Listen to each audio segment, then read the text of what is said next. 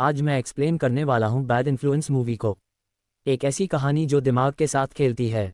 तो चलिए मूवी को शुरू करते हैं। मूवी की स्टार्टिंग में हम इरोज नाम के एक लड़के को देखते हैं जो कि जेल में होता है। इरोज छोटे मोटे केस में फंसने की वजह से जेल काट रहा है। तभी उसके पास एक आदमी आता है और उसे जेल से आज़ाद करवा के ले जाता है। दरअसल इस आदमी ने इरोज को जेल से बाहर इसलिए निकाला है ताकि इरोज इसकी मदद कर सके। सीन शिफ्ट होता है और हमें एक ऑडिटोरियम दिखाया जाता है जहां काफ़ी सारी लड़कियां डांस कर रही हैं। अचानक से एक लड़की के ऊपर एक बहुत बड़ी लाइट गिरने वाली थी, तभी इरोस उसे आकर बचा लेता है। इसके बाद हम इरोस के बारे में जानते हैं। इरोस एक बिगड़ा हुआ लड़का है जिसको क्राइम करना पसंद है और वह पैसों के लिए कुछ भी कर सकता है। फिर हम इरोस के दोस्तों को देखते हैं जिनका नाम पैटन और डरोस है। एंड इन दोनों को देख के लगता है ये दोनों भी क्रिमिनल्स हैं। सीन शिफ्ट होता है और हम उसी आदमी को देखते हैं जिसने इरोस को जेल से बाहर निकाला है। इस आदमी का नाम ब्रूस है और वह लाइट जो उस लड़की पर गिरने वाली थी वह ब्रूस की बेटी है। और हमें पता चलता है ब्रूस की बेटी की जान खतरे में है और कोई इंसान उसका पीछा कर रहा है। इनका लाइफस्टाइल देख के हम मान सकते हैं ये काफ़ी पैसे वाले लोग हैं। इसके बाद हम रीस को देखते हैं जो कि अपनी सिस्टर लिली के साथ डिनर कर रही थी। तभी वहाँ एंट्री होती है इरोस की, क्योंकि ब्रूस ने इरोस को रीस की सिक्योरिटी करने की जॉब दी है। बेसिकली इरोस अब रीस का बॉडीगार्ड बनने वाला है। इरोस को देख के रीस उसे बस देखती रह जाती है, मगर वह अपने फादर के इस डिसीजन से बिल्कुल भी खुश नहीं थी कि उनका कोई नौकर हमेशा उसके साथ रहे और उसकी सारी बातें अपने मालिक को बताए। इस चीज़ से नाराज़ हो के रीस वहाँ से चली जाती है। इसके बाद अब इरोस इन्हीं लोगों के साथ रहने वाला था। फिर वह थोड़ी छानबीन करता है तो उसे पता चलता है ये लोग बहुत पैसे वाले हैं। जब इरोस अपने रूम में आता है तो रीस स्विमिंग कर रही होती है, तो इरोस उसे देखने लग जाता है। तभी ब्रूस वहां आके इरोस को बोलता है, मैंने जिस काम के लिए तुझे रखा है सिर्फ उस पर फोकस कर, ना कि मेरी बेटी पर। अगले दिन से इरोस रीस का बॉडीगार्ड बन के उसके साथ स्कूल में आ जाता है। ये स्कूल अमीर बिगड़े हुए बच्चों का प्लेग्राउंड है और इस स्कूल में रीस को ज़्यादा लोग पसंद नहीं करते हैं। बस इसी वजह से इरोस की वहाँ बहुत बेइज्जती होती है और साथ में रीस की भी। यहाँ हमें पता चलता है रीस के स्कूल में सब लोग उसे बुली करते हैं। और जब से इरोस उसकी लाइफ में आया है तब से यह स्कूल के बच्चे रीस से और भी ज़्यादा जलने लगे हैं। इवन रीस का एक्स बॉयफ्रेंड रोल भी। स्कूल खत्म करके जब रीस और इरोस कहीं जा रहे होते हैं तब रीस इरोस से पूछती है, तुम कौन हो और मेरे पापा ने मेरे ही उम्र के लड़के को मुझ पर नज़र रखने के लिए क्यों रखा है। तो इरोस उसे बताता है कि मैं बहुत छोटा था जब मेरे माँ बाप गुजर गए थे, तब से तुम्हारे डैड ने ही उस चैरिटी में डोनेट करके मुझे पाल पोस के बड़ा किया है। ये बात सुन के रीस के मन में उसके डैड की इज्जत बढ़ जाती है। फिर रीस इरोस से पूछती है, क्या तुम अकेले रहते हो। तो इरोस उसे बताता है कि मैं पैटन और डरोस के साथ रहता हूँ और पहले मैं छोटे मोटे क्राइम करता था लेकिन मैंने अब क्राइम करना छोड़ दिया है और मैं ये नौकरी इसलिए कर रहा हूँ ताकि साइमन को घर पर वापस ला सकूँ। असल में साइमन डरोस का सगा भाई है जो अनाथालय में रहता है और इरोस उसे अपने छोटे भाई की तरह मानता है, इसलिए वह उसके लिए ये सिंपल सी जॉब कर रहा है। इसके बाद इरोस रीस को उसकी फ्रेंड की बर्थडे पार्टी में ले जाता है। वह काफ़ी देर से गाड़ी में अकेले बैठा हुआ था, इसलिए वह काफ़ी बोर हो चुका था। तो वह पार्टी के अंदर जाकर दारू पीने लगता है। तभी एक लड़की इरोस को किस करने की कोशिश करती है लेकिन इरोस उसे भाव ही नहीं देता। इतने में रीस वहां आ जाती है और इरोस पर गुस्सा करते हुए उसे बोलती है, तुम्हारी हिम्मत कैसे हुई अंदर आने की। इन लोगों की पार्टी देखकर हम समझ पाते हैं ये लोग काफ़ी बिगड़े हुए हैं। तभी रीस का एक्स बॉयफ्रेंड रोल उसके बारे में उल्टा सीधा बोलने लगता है।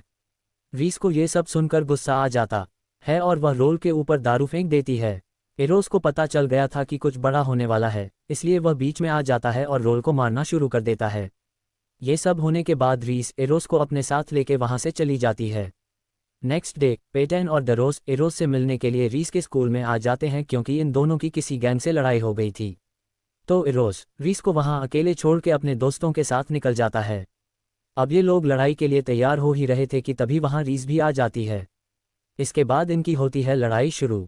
सबसे पहले ये दुश्मन की बाइक को तोड़ते हैं, तभी वहां काफ़ी सारे लोग आ जाते हैं तो इनको वहां से भागना पड़ जाता है। ये सब करके रीस को बहुत मज़ा आता है और देख के हम समझ सकते हैं रीस के मन में इरोस के लिए फीलिंग्स जाग चुकी हैं। सीन शिफ्ट होता है और इरोस और रीस अब घर आ चुके थे जहां ब्रूस उनका पहले से ही इंतज़ार कर रहा था।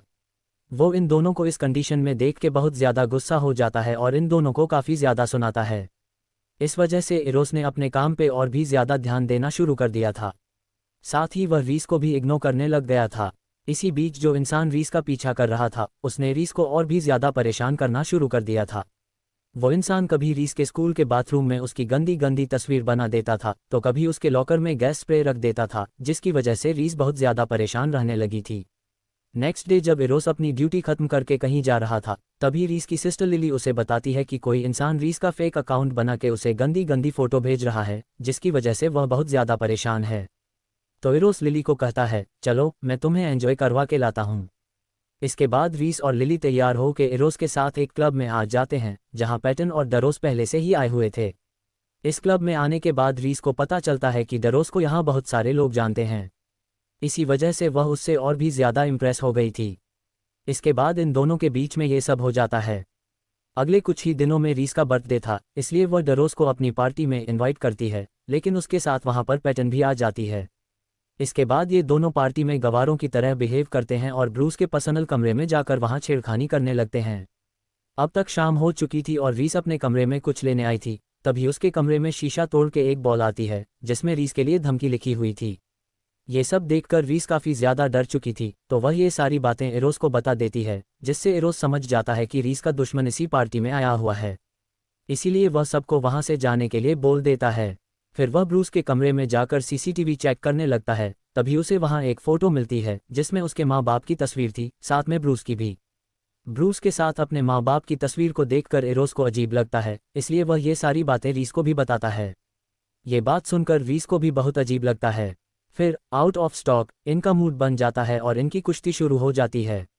ऐसे ही दिन पे दिन रीस को और भी ज़्यादा धमकियां मिलने लगती हैं और उसको पूरा यकीन था कि यह सब उसका एक्स बॉयफ्रेंड रोल कर रहा है।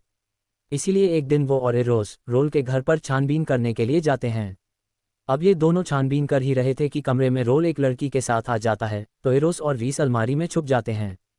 तभी रोल और उस लड़की के बीच में कुश्ती होने लग जाती है। उन दोनों को कुश्ती करते हुए देख के इन दोनों का भी मूड बन जाता है। लेकिन तभी वहां पर कोई सामान गिर जाता है और रोल को पता चल जाता है कि अलमारी में कोई है। और जैसे ही रोल अलमारी के पास आता है तो इरोस और रीस वहां से भाग जाते हैं। ये सब करके इन दोनों को बहुत मजा आता है और घर पे आने के बाद इन दोनों का भी प्रोग्राम शुरू हो जाता है। नेक्स्ट डे जब इरोस और रीस स्कूल जा रहे थे तभी उनकी कार से धुआं आने लगता है और ये दोनों मरते मरते बचते हैं। और जैसे ही ये दोनों घर पे वापस आते हैं तब तक ब्रूस भी वापस आ चुका था और उसे सब मालूम था जो सब ये दोनों उसकी पीठ पीछे किया करते थे। इसी वजह से वो इन दोनों पर बहुत गुस्सा करता है। साथ ही साथ उसने इरोस को भी जॉब से निकाल दिया था। अब इरोस उसे वही फोटो दिखाता है जिसमें ब्रूस उसके माँ बाप के साथ था और उससे पूछता है, आप इन्हें कैसे जानते हो? तो ब्रूस उससे बोलता है, मैं तुम्हारे माँ बाप को इतने करीब से नहीं जानता था, वो तो मेरे रेस्टोरेंट पे कभी कभी खाना खाने के लिए आ जाया करते थे। ब्रूस की यह बात सुनकर रीस और इरोस समझ चुके थे कि यह आदमी झूठ बोल रहा है। इसके बाद कहानी में काफ़ी दिन गुजर चुके थे और रीस और इरोस ने भी अब मिलना छोड़ दिया था। लेकिन एक दिन रीस को एक नोटबुक मिलती है जिसमें वैसे ही सेम ड्राइंग बनी हुई थी जिस ड्राइंग के थ्रू उसे धमकियां मिला करती थीं। और वह समझ जाती है कि इरोस ही उसे धमकी दिया करता था, क्योंकि इरोस को ऐसा लगता था कि ब्रूस ने ही उसके पेरेंट्स को मारा है। और जैसे ही ये सारी बातें इरोस को पता चलती हैं तो वह रीस को जाकर बताता है, वो सब ड्राइंग का उन धमकियों से कोई भी मतलब नहीं है। मैं तुमसे प्यार करता हूँ और मैं तुम्हें कभी भी धमकी नहीं दूंगा। इसके बाद आपको पता ही है क्या होगा। एक दिन जब रीस इंस्टाग्राम पर पैटन का अकाउंट देख रही थी तो उसे पता चलता है कि पैटन उसी के स्कूल में साफ सफाई का काम किया करती है। और जैसे ही इन सब के बारे में वो इरोस से पूछती है तो उसे इस बारे में कुछ भी नहीं पता था। अब रीस का शक पैटन पर आ गया था। इरोस जब पैटन से पूछता है, क्या तुम रीस के स्कूल में जॉब करती हो और इसके बारे में तुमने मुझे क्यों नहीं बताया? मगर पैटन के पास इस सवाल का कोई जवाब ही नहीं था। इसके बाद इन दोनों में बहसबाजी होने लगती है और पैटन इरोस को धक्का दे देती है, जिससे इरोस का सिर सीलिंग पर जाकर लगता है और वह बेहोश हो जाता है।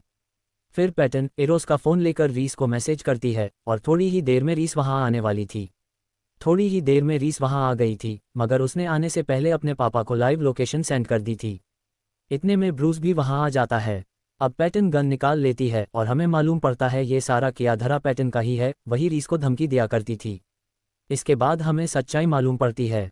दरअसल पैटन और इरोस के मॉम डैड ब्रूस के रेस्टोरेंट में काम किया करते थे और ब्रूस के रेस्टोरेंट में किसी भी तरह की सेफ्टी नहीं थी।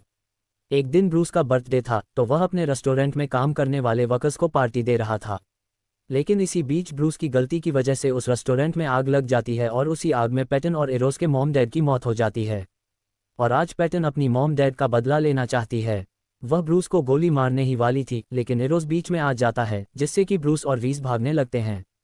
लेकिन पैटन इरोस को धक्का देकर 2 गोलियां चलाती है और दोनों गोलियां ब्रूस को जाकर लग जाती हैं और उसकी ऑन द स्पॉट डेथ हो जाती है। इस तरह से पैटन ने इतने सालों पुराना बदला ले लिया था, क्योंकि ब्रूस की वजह से इतने लोगों की जान गई थी।